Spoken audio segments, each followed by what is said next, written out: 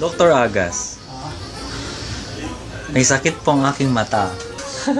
Ang hunk sa videong ito, ngiti pa lang, last rin niya na pang po daw boy ngayon, Doc, next door na. Say hi na lang sa fans mo, Doc. Oh. Ang kanyang matipunong katawan, pang magazine centerfold. Kaya hindi kaduda-dudang kabilang siya sa listahan ng 69 hottest bachelor sa bansa ng isang magazine. Si Dr. Mark Agas, isang ophthalmologist, ang pinagkakaguluhang doktor ngayon online. Okay, that's Dr. Agas. Ang naturang video, in-upload ng isa sa mga nurse sa kanyang klinik. Ang mga netizen tuloy, biglang nanlabo ang mga mata at ura-uradang gustong magpa-schedule ng check-up para lamang personal na masilayan ang gwapong doktor. Sinubukan naming kunan siya ng interview pero tumanggi ang doktor.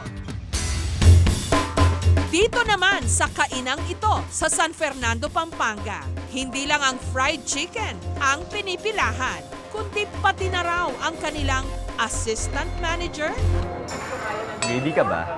Bakit? Gravy kasi ang pagpapatibok mo sa puso ko. Ang 26 anyos na si Christopher Sengseng, chinito at matipuno.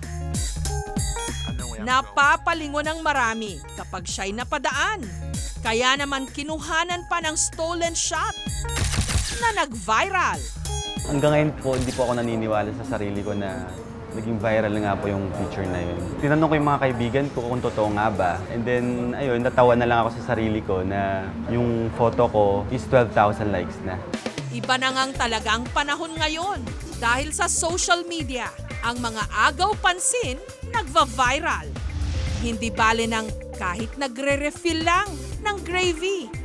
Ginawan pa ng Facebook fanpage.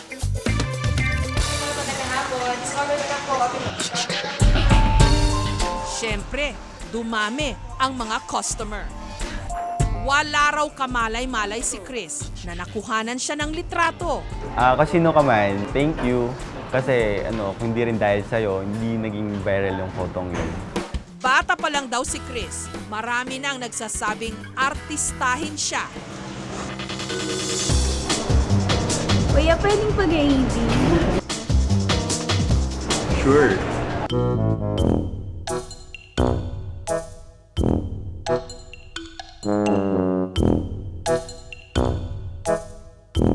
Noon po, gusto ko po mag-model before. Tapos po sa artista naman po, syempre sino naman po hindi gusto mag-artista? More gravy?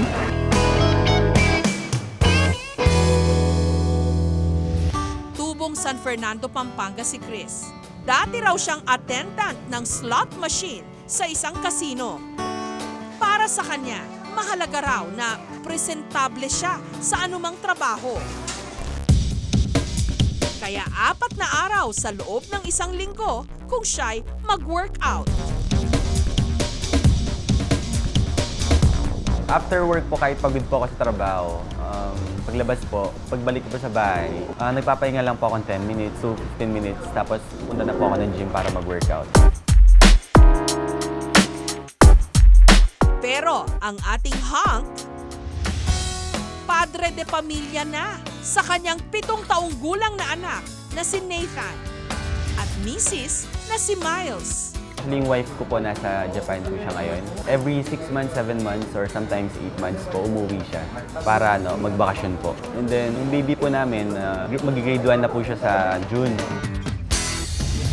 Dito naman sa isang weekend market, may isa raw tinderong napaparami ang mga suki. At hindi lang dahil sa kanyang mga itinitinda. Ang tinatawag nilang Mr. Palengke ng QC, ang 22 anyos na si Joven. Habang abala sa pagtitinda at pagkakaliskis ng mga isda, may kumuha na pala sa kanya ng litrato. At ini-upload.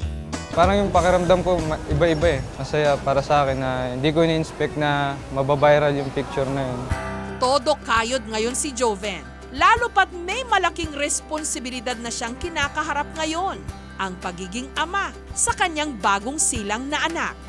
Para po talaga sa pamilya ko po yung lahat ng ginagawa kong pagtatrabaho, lalo na po sa anak ko. Bilang padre de pamilya, kailangan kong tumayo para mayayaon din po sila sa hirap ng buhay na pinagdadaanan ko na. Lagi daw siyang pagod sa trabaho, kaya't kalimitan napapabayaan ang sarili. Kaya sa araw na ito, binigyan muna namin siya ng isang bonggang makeover. Usually, pagka medyo pale yung skin na, lalagyan natin ng konting BB cream just to add moisture kasi may mga part siya na nagja-dry.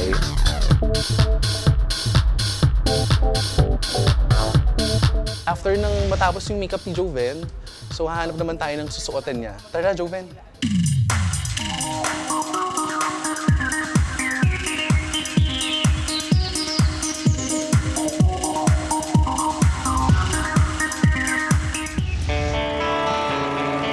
Matapos nito, sinorpresa ni Joven ang kanyang misis na si Daniel. Flowers for you.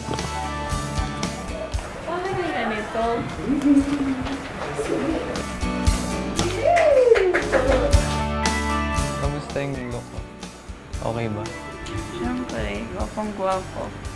Masaya kasi ano siya, malambing, mapagmahal, overprotective, tsaka God-fearing talaga siya.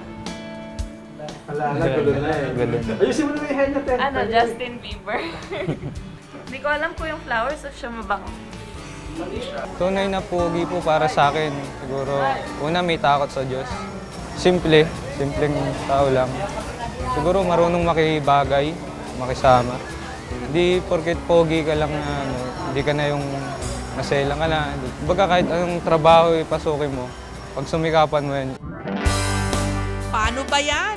Lahat ng mga nag-viral na gwapo, taken na. Nakakatuwa lang ding malaman na hindi lang pala sila mga pogi, kundi mga responsableng mamamayan. Seryoso sa kanilang mga hanap buhay at pagseserbisyo. More gravy?